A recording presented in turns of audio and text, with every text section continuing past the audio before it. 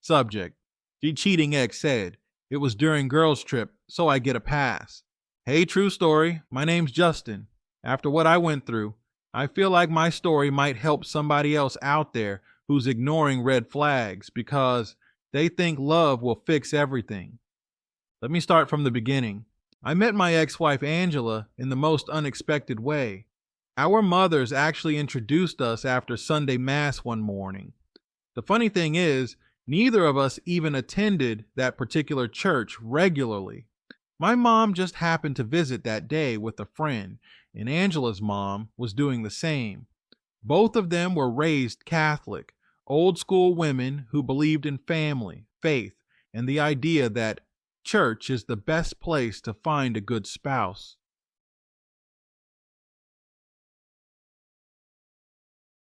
At the time, I wasn't really thinking about marriage. I was 31, working as a project manager for a construction company and just focusing on getting my finances in order. But when my mom insisted I meet this sweet girl she'd just met, I figured there was no harm in it. So, after the service ended, she walked me over and introduced me to Angela. And man, she had one of those smiles that could light up an entire room. She was soft-spoken but confident, with these deep brown eyes that made it seem like she could see right through me. I remember shaking her hand and joking that our moms must have conspired to get us married before we even knew each other. She laughed, and from that moment, we just clicked. We went out for coffee later that week, and what was supposed to be a 30-minute meetup turned into a 3-hour conversation. We talked about everything: family, careers, faith, and how both of us had drifted away from the church but still believed in something bigger than ourselves. Angela worked as a dental hygienist, had her own apartment, and seemed like she had her life together. After a few dates, I started realizing that she wasn't like most of the women I'd met before. She was affectionate, attentive, and actually cared about what was going on in my life. I introduced her to my close friends after about 2 months, and she fit right in. Everyone loved her. My mom adored her, which honestly sealed the deal for me. I thought I'd hit the jackpot. Within a year, I proposed. We got married the following spring, and it felt like everything was falling into place perfectly. We bought a house together, got a golden retriever, and talked about starting a family within the next couple of years. Life was smooth. Now here's the thing. Angela wasn't the party type. At least that's what she told me. She said she'd been there, done that, in her 20s and was ready for peace and stability. I believed her because she was always home when I got off work. We spent our weekends watching movies, cooking, or going on little road trips. About 3 years into our marriage, Angela started reconnecting with some of her old college friends. They had a group chat and would sometimes go out for brunch or wine nights. I didn't mind. Everyone needs their own circle. But over time, I started noticing subtle changes. She began dressing a little differently when she went out.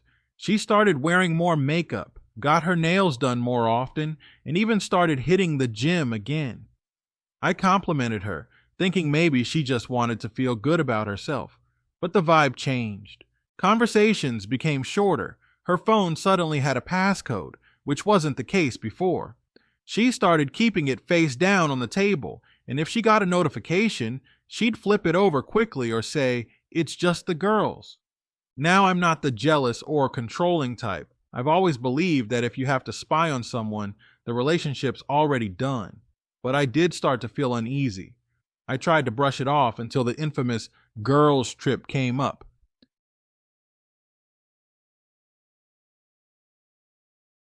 It was around July last year.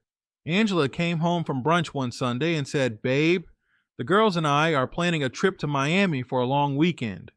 I raised an eyebrow because, truthfully, we never traveled apart.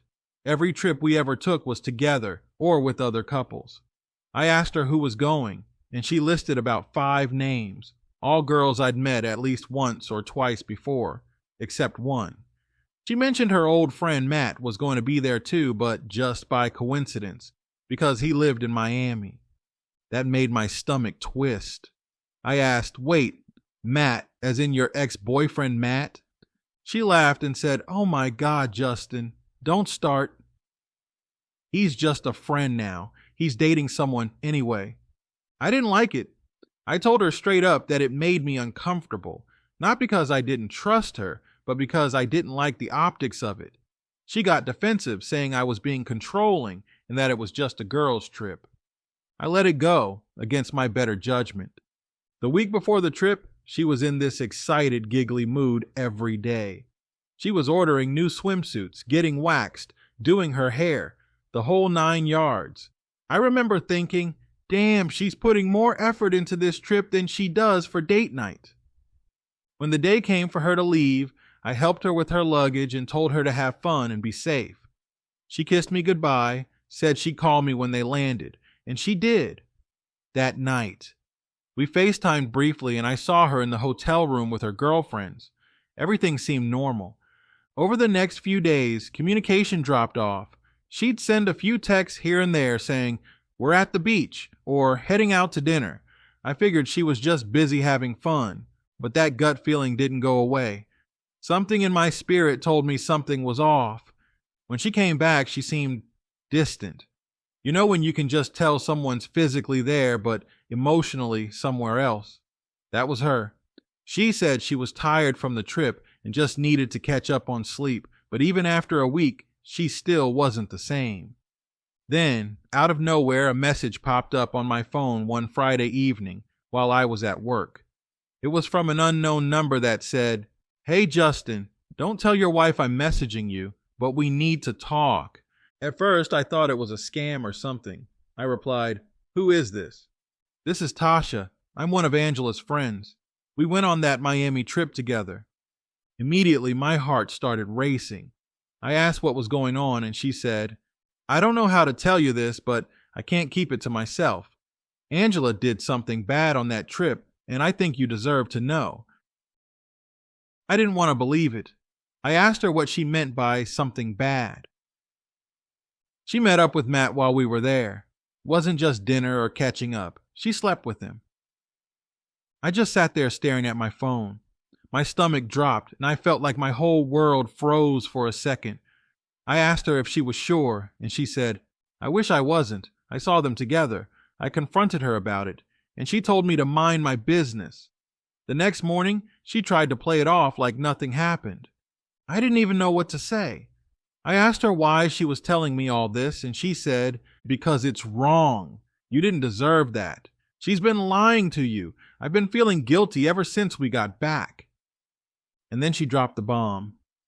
I have proof. I didn't mean to record anything, but I took a few videos when we were all hanging out by the pool that night. Matt showed up, and later, they went upstairs together. I also caught them making out in the hallway earlier that night. I'm sending you everything.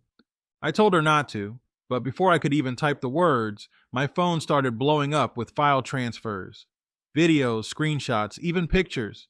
And there it was, my wife, my Angela, in a hotel hallway, pressed up against the same man she told me not to worry about. The video wasn't grainy or questionable. It was clear as day. There was no denying who it was. I can't even explain the feeling that hit me. I felt sick to my stomach. I remember getting up from my desk and just walking outside to breathe.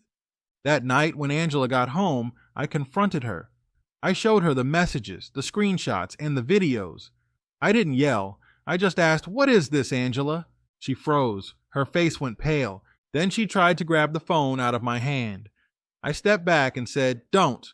Just tell me what this is." And that's when she did what every cheater does. Denied everything. She said, "That's not me. Those are fake. Someone's trying to ruin our marriage." "Fake? Really?" I told her, "Angela, I know your voice, your mannerisms, the way you move. That's you. Why lie?" She started crying, saying, "It was during the girls' trip, Justin. It didn't mean anything. I was drunk. I get a pass, right? It's not like I planned it." I couldn't believe what I was hearing. She actually said, "I get a pass." Like cheating was something you could just shrug off because it happened on vacation. That's when something in me broke. I didn't even argue anymore. I just told her, "Pack your things. You're not sleeping here tonight." She tried to guilt trip me, saying, "You're really going to throw away our marriage over one mistake?"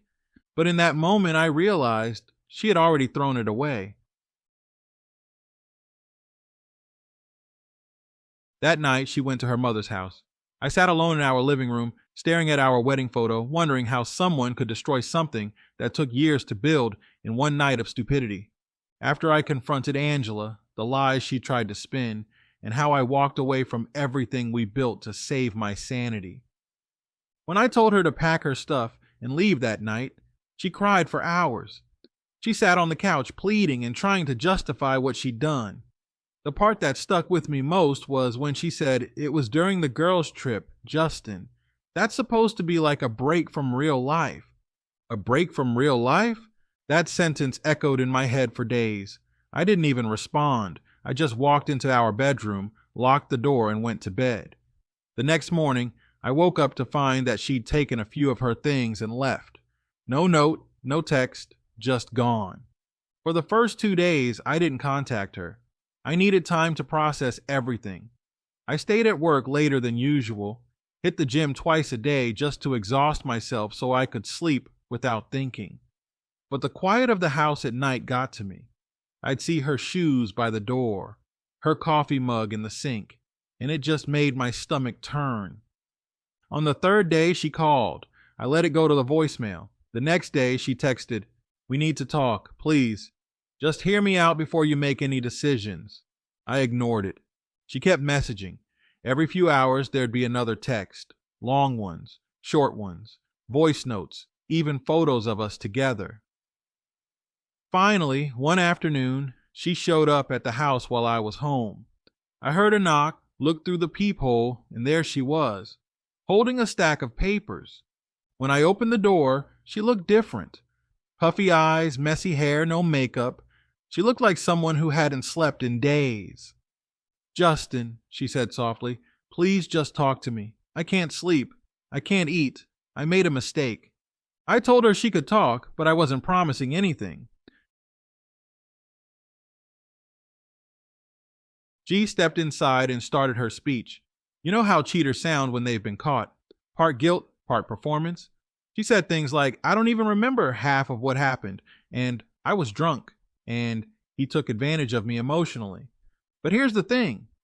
The videos Tasha sent me didn't show a woman being taken advantage of. They showed my wife enjoying herself, smiling, laughing, kissing a man like she'd been waiting to do it for years. When I told her that, she broke down again and said, "It's not what it looks like." I actually laughed. I couldn't help it. I told her, "Angela, it's exactly what it looks like. And even if it wasn't, you were there with him when you shouldn't have been."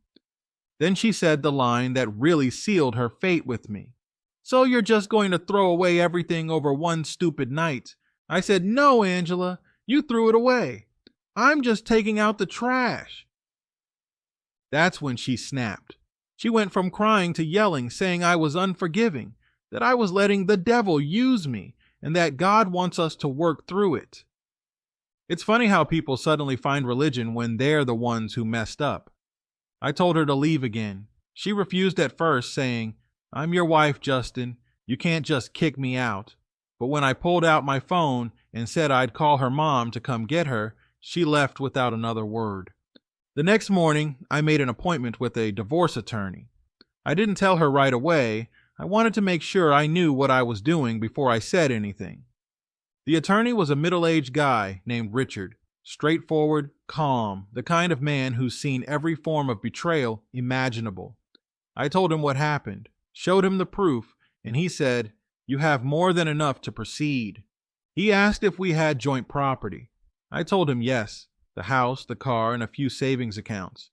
He laid out what to expect, the process, the paperwork, and how she might react once she got served.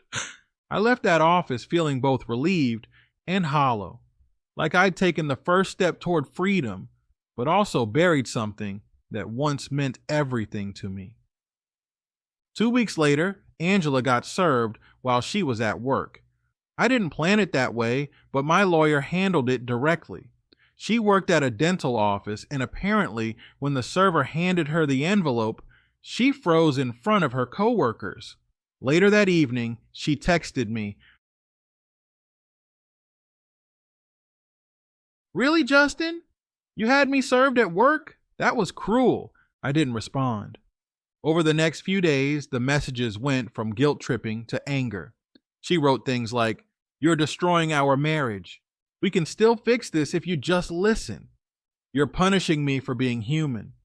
And finally, the classic, "If I can't have you, nobody will." That one stopped me in my tracks. I didn't respond to that one either, but I did show it to my lawyer and my best friend, Terrence. He told me to document everything, and I did. I started saving every message, every voicemail, every call log, because I could see where this was going. Then came the financial mess. Angela didn't want to move out of the house. Even though she'd been staying with her mom, she claimed half the property. My lawyer said I couldn't legally lock her out until the divorce was finalized. So I stayed elsewhere for a while, crashed at Terrence's place, and spent weekends at my brother's house. Meanwhile, she started posting on social media. I tried not to look, but mutual friends told me she was playing victim. She posted cryptic quotes like, "Everyone makes mistakes, but only real love forgives," and "God gives the toughest battles to his strongest soldiers." Then I noticed a pattern. Her followers started dropping subtle comments under her photos, things like, "You deserve better," and "Stay strong, sis."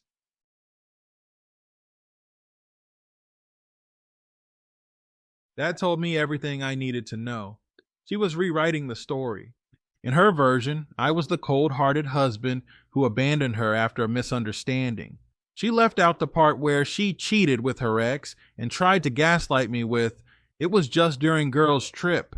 When our first court hearing came around, she showed up looking put together, full makeup, new hairstyle, and that fake confidence she used to wear like perfume. I sat there quiet, calm, letting my lawyer speak for me. She tried to paint the cheating as a lapse in judgment due to emotional distress. Said I'd been emotionally distant leading up to the trip, and she didn't feel loved. It was classic deflection. But my lawyer came prepared. He presented the videos, the text messages, and the timestamps that matched her trip itinerary. When those images were shown, her whole face fell. She looked like she wanted to sink into the floor. The judge didn't say much, but you could tell he wasn't buying her emotional distress excuse. By the end of that hearing, I was granted temporary possession of the house, and she was ordered not to remove or destroy any shared property. After court, she followed me to the parking lot. She tapped on my window while I was sitting in my car and said, "I hope you're happy humiliating me like that." I rolled down the window and said, "I didn't humiliate you, Angela. You did that yourself." Then I drove off. The months that followed were a blur. The divorce dragged on longer than it should have because she kept delaying mediation, pretending she wanted to work things out. Every week or two, she'd send me a long email, sometimes apologizing, sometimes blaming me, and sometimes reminiscing about the good times. I didn't respond to any of them, but then she started showing up. I'd see her car parked down the street from my house. She'd wait until late evening and then send a text like, "I miss you. Can we talk?"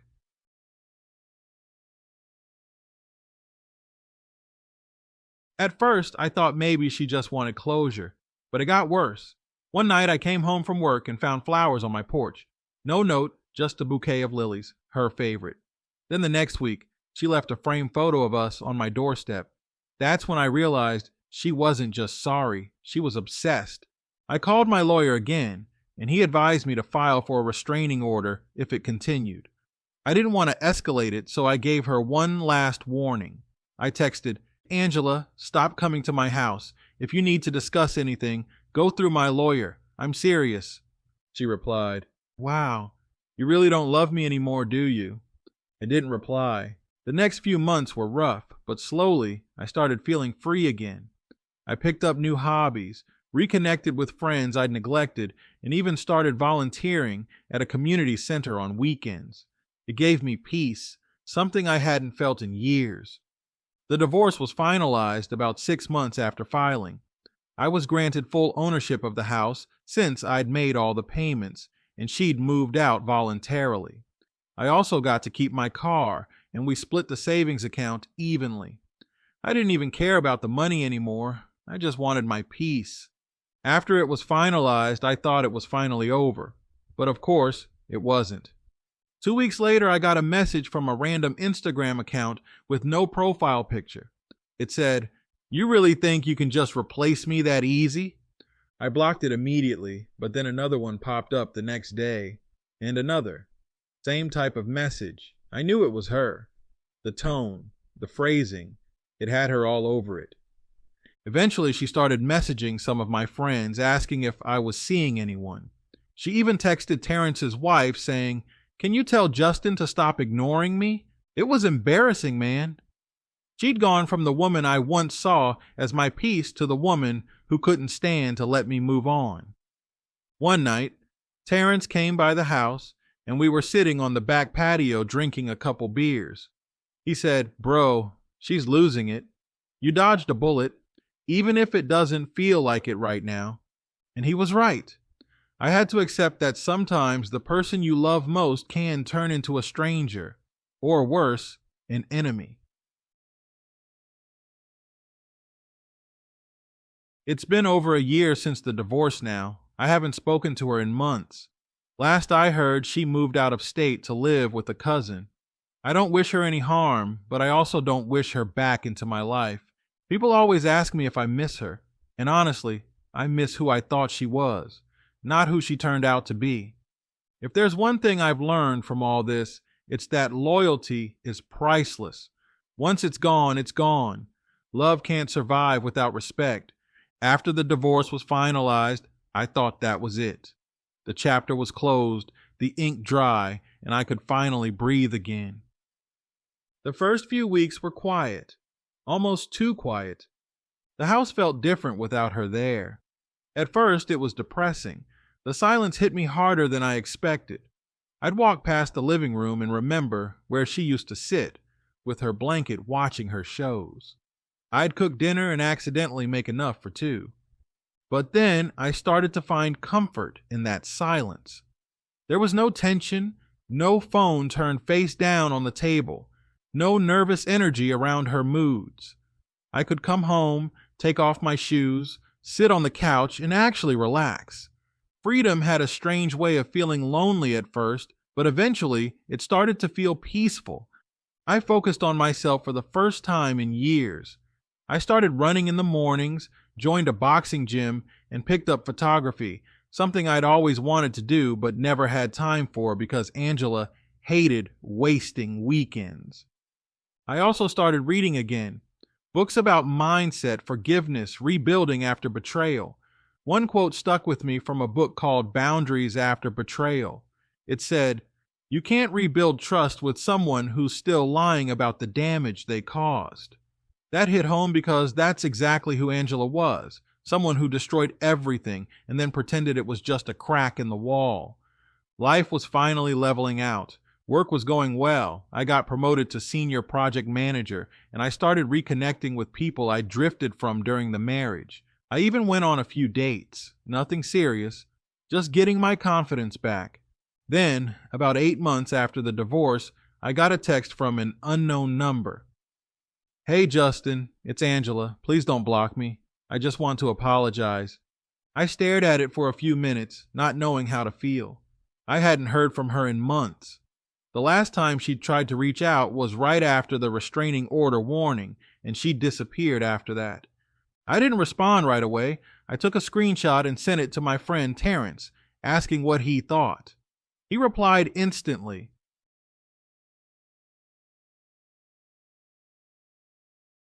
"Bro, don't do it. She's only sorry because life humbled her." He was probably right, but curiosity got the best of me. I didn't reply that night, but the next day I got another message. "I'm not trying to start anything. I just need to say I'm sorry for real this time. Please." So I replied with one word. "Why?" She sent a long message back. because I've been living with the guilt every day. I know you probably hate me, and I don't blame you, but I need to apologize to you properly. Not through text, not through tears, but as a woman who realizes how bad she messed up. Can we meet? Just for coffee? My first instinct was to say no, but then I thought maybe I needed to hear it. Maybe I needed closure from her, not for her sake, but for mine. So, after a few days of going back and forth with myself, I agreed. We met at a small coffee shop downtown, neutral territory. I made sure to drive separately and told a friend where I'd be. You can't be too careful when dealing with someone unpredictable. When I walked in, she was already sitting at a table in the corner. She looked different, not in a good or bad way, just older, tired. Life had definitely been teaching her lessons. Her hair was darker, she had less makeup on, and she looked like she'd lost some weight. She smiled when she saw me, but I didn't smile back. I just nodded and sat down. "Hey," she said softly. "Thanks for meeting me." "Yeah," I said. "You said you wanted to apologize. Go ahead." She looked down for a second, took a deep breath, and started. "I know there's nothing I can say that'll fix what I did. I've replayed that trip over and over in my head, and I can't believe how stupid I was. I hurt the only person who ever really loved me, and I threw it away for a night that meant nothing." She paused, looking like she was fighting tears. I stayed silent. I wasn't there for emotion. "I've been trying to go to therapy," she continued. "My therapist says I self-sabotage when I feel unworthy of love. And when I look back, I see how I pushed you away every time things got good. You didn't deserve that. You were good to me." I nodded slightly, but I still didn't say much. Then she said something that caught me off guard. "I saw that Tasha reached out to you. I hated her for that at first, but she was right. You deserve to know. I was mad at her because she made me face the truth."